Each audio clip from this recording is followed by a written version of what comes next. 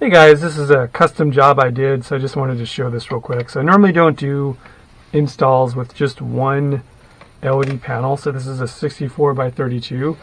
Normally it's like this, 128 by 32, two LED panels daisy chained.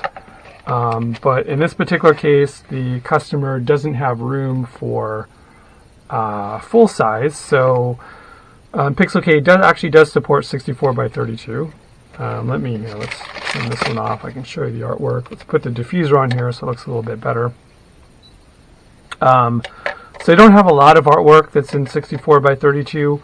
Some of these I did because I did a custom bar top for myself, so I did some artwork. All these are native 64 by 32. But yeah, so it's there. It's an option if it's something you need. You don't have space for a full size install, you want to do 64 by 32. This is supported. Just to show you the back here.